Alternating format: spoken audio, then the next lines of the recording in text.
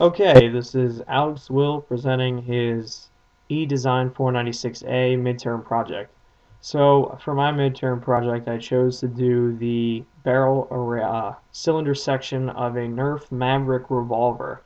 The cylinder section consisted of 9 pieces, which I have SolidWorks and placed in an assembly file to show on the video. So when we open up the SolidWorks file, we see that I have assembled it and placed all the pieces together in one assembly.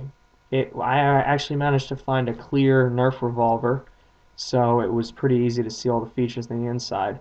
So I didn't face mate anything so I could pull it apart and show all the different pieces on the video.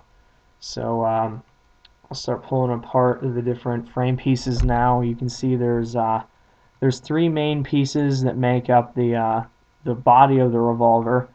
Have the back plate right here, which houses the cylinder rods, or the dart rods. I only put 1 on here, but normally there would be 6. I put 1 on just so it would be easier to see the individual parts.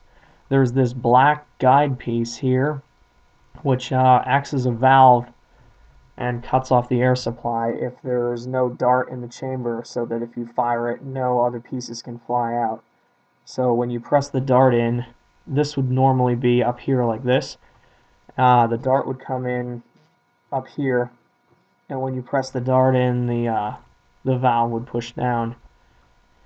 If you come over here, you can see that there's a hub section right here that interfaces with this rear piece of the cylinder. If we go back to the picture, we're looking right here now. This is the rear end of the cylinder. In here you can see there's a little bit of an orange area that you can see is the part that I'm detailing right here. There's also a rod that holds all of this together. It's a steel rod with plastic spacers on the end. Those are also orange. But this hub piece indexes into the rear of the cylinder face and screws in with 2 screws, which I've again not put in the model so that I can pull it apart. If you spin around to the other side, the valve assembly as well as the guide rod go into each individual end piece here.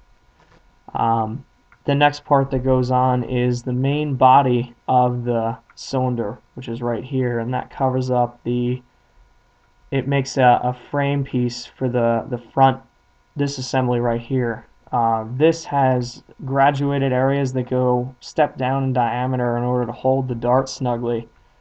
This will index into the front piece as well, and it creates together an assembly that the darts can slide in and out of.